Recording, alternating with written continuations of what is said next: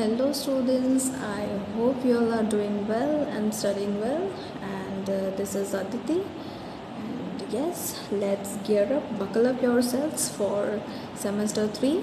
So in this video I will extensively discuss with you the units which are included in your syllabus this semester.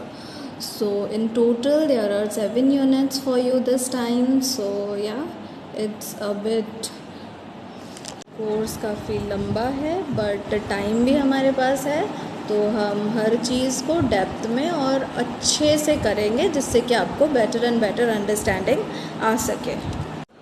So the first unit of the semester is bank correspondence, and the name suggests itself like we will study everything those revolve around a bank, ranging from the history of the banks to the correspondence.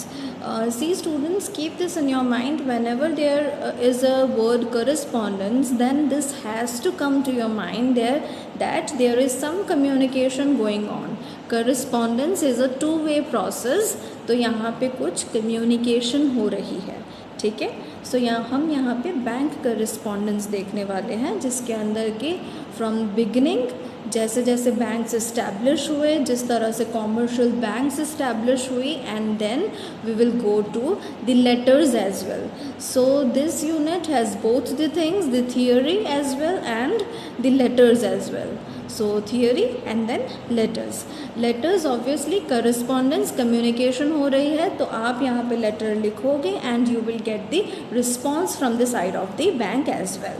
ठीक है, तो this is all about this unit, and let me tell you this thing, this is the lengthiest unit of this semester and this is the most important one as well, and इसका weightage भी आता है, यानी कि this unit carries more marks. तो आप try करो, ठीक है, कि आप इसको बहुत अच्छे से करो so that you can fetch more marks in this.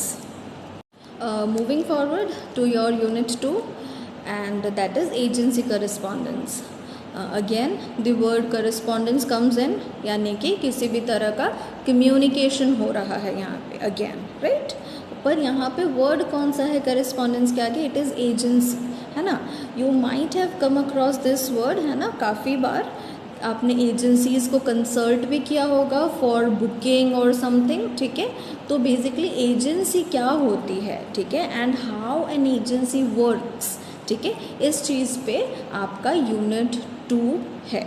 ठीक है, इसके अंदर आपको थियोरी भी है एंड अगेन आपको इसमें लेटर्स भी हैं, जिसमें कि आप एक एजेंट के साथ कम्युनिकेट करोगे आपके बिजनेस के रिलेशन के, बिजनेस की वजह से.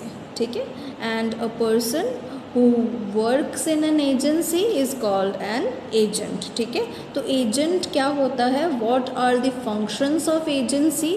ठीक है, ये सारी चीज़ें हम इस यूनिट में देखने वाले हैं. Clear?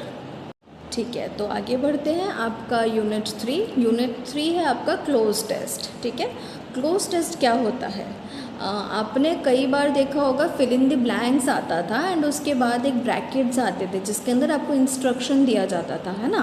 Use this synonym of this word, या तो फिर यूज़ टू, TOO, है ना. इस तरह के आपको इंस्ट्रक्शंस दिए जाते थे इन द ब्रैकेट्स, राइट.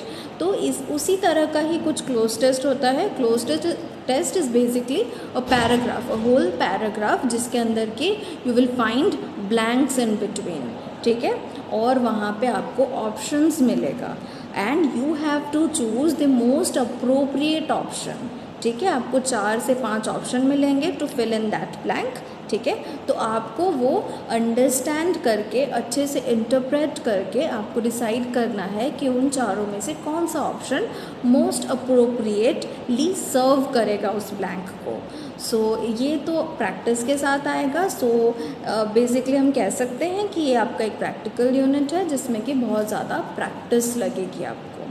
ठीक है, क्योंकि धीरे धीरे आपकी अंडरस्टैंडिंग लेवल जो होगी वो बढ़ती जाएगी जैसे जैसे आप प्रैक्टिस करते जाओगे. आगे चलते हैं. यूनिट 3 के बाद unit 4, that is note making. अब देखिए ये आपके बुक में सिर्फ 2 पन्नों का पेज है, ठीक है। तो आप ये यूनिट को एज अ गाइड यूज़ कर सकते हो, क्योंकि नेम क्या है इसका, नोट मेकिंग। तो इसके अंदर आपको क्या सिखाया जाएगा कि आप एफिशिएंटली किस तरह से नोट्स बना सकते हो, ताकि एग्ज़ाम टाइम में यू कैन रेफर इट, है ना। आप अगर पूरी line to line text book पढ़ने का आपको अगर टाइम नहीं भी मिलता है, तो भी आप नोट्स पढ़ के काफ़ी सारे टॉपिक्स जो हैं वो आप कवर कर सकते हो। सो ये जो यूनिट है ये आपको बाकी सब्जेक्ट्स में भी काम आएगा, तो आप इसको थोड़ा ध्यान दें इस पे। एंड इसके अंदर जो चीज़ें बताई जाएंगी, ठीक है, आप किस तरह से नोट्स बनाना चाहिए, what is the procedure, what are the types, ये सारी चीज़ें हैं इस यूनिट में। तो ये आपको ज़रूर हेल्प करेगा। आगे का यूनिट है unit 5, that is प्रेसी writing. प्रेसी writing आप सबको पता होगा। प्रेसी राइटिंग क्या होता है, आपको एक लेंथी पैराग्राफ दिया हुआ होगा एंड आपको उसको क्या करना है, समराइज़ करना है, जिसको हम हिंदी में कहते हैं संक्षिप्त में बताना, ठीक है। आपको उसको क्या करना पड़ेगा, कॉम्पैक्ट करना पड़ेगा, प्रेसाइज करना पड़ेगा, ठीक है, क्रिस्पी बनाना पड़ेगा। But at the same time जो मीनिंग है, जो इंटरप्रेट होके निकल रही है मेन पैराग्राफ से, उसका एसेंस मेंटेन रहना चाहिए जो आपने प्रेसी में लिखा हो, ठीक है। बेसिकली जो भी लेंथी पैराग्राफ आपको मिलता है उसका आपको 1/3 करना पड़ता है, ठीक है। तो 1/3 आपको करना है, but at the same time आपको उसका मीनिंग बनाए रखना है। तो ये प्रेसी है, इसमें भी मैं आपको बहुत ज़्यादा प्रैक्टिस दूंगी, ठीक है। क्लास में हम अराउंड 13 to 15 प्रेसी करेंगे, और जैसे जैसे आप करते जाओगे वैसे वैसे आप निखरते जाओगे, ठीक है। आपकी अंडरस्टैंडिंग लेवल बढ़ेगी और आप उतना ही अच्छा प्रेसी धीरे धीरे करने लगोगे, ठीक है। ये काफ़ी ईज़ी यूनिट बहुतों को लगता है, बट आप ध्यान दें ये उतना ईज़ी नहीं है जितना आपको लगता है, बिकॉज़ बहुत सारे स्टूडेंट्स ऐसे होते हैं जो आगे की 2-3 लाइनें, बीच की 2-3 लाइनें और आखिरी की 2-3 लाइनें लिख देते हैं। That is not a precis. आप क्या कर रहे हो, सिर्फ you are lifting some sentences and clubbing them. तो ये प्रेसी नहीं होता है, ठीक है। प्रेसी होता है उसका जो मीनिंग है वो बनाए रखना and at the same time उसको शॉर्टन करना, 1/3 करना, दिस इज़ प्रेसी। सो मैं कहूँगी आप थोड़ा सा ध्यान देंगे, ये उतना इजी नहीं है, ये टफ़ है। आप ध्यान देंगे तो आप बखूबी करते जाएंगे। नेक्स्ट यूनिट है आपका लेटर राइटिंग। लेटर राइटिंग 2 तरह के होते हैं, as you all know, formal and informal, ठीक है। तो आपको ये दोनों ही फॉर्मेट्स आएंगे इसके अंदर, और टू बी वेरी स्पेसिफिक इसके अंदर लेटर्स ऑफ इन्विटेशन आएंगे, लेटर्स ऑफ कंप्लेंट्स आएंगे, एप्लीकेशंस लिखना आएगा, एनकरेजमेंट लेटर्स आएंगे एंड अपॉलजी लेटर्स आएंगे, ठीक है। तो इसकी हम प्रैक्टिस करेंगे, ठीक है। ये मैंने बता दिया कौन कौन से उसके सब टॉपिक्स हैं, तो ये सारे हम लेटर्स क्लास में लिखने का ट्राई करेंगे, ठीक है। एंड इसके फॉर्मेट्स आप सबको पता है, ठीक है।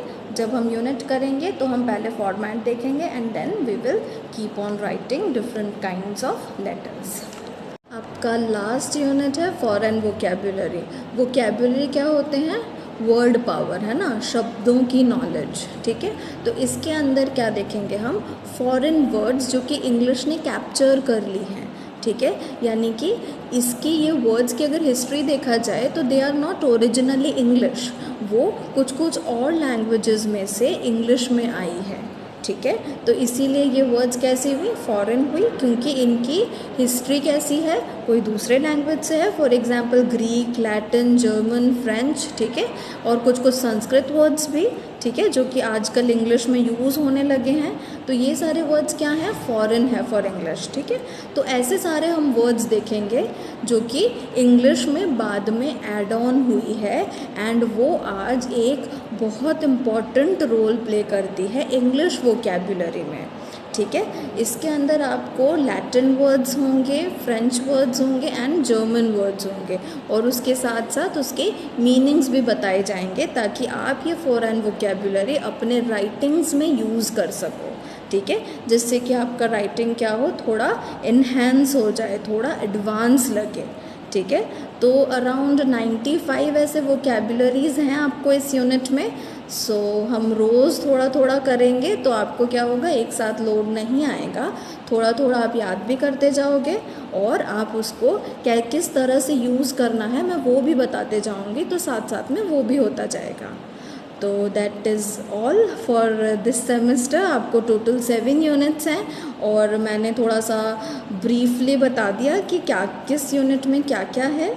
तो अभी हम नेक्स्ट वीडियो में we will start with the first unit, that is bank correspondence. So till then subscribe to my channel, like and comment कीजिए। कमेंट में अगर आपको कोई क्वेश्चन है तो आप मुझे पूछ सकते हैं, I would definitely reply to it. This is Aditi signing off.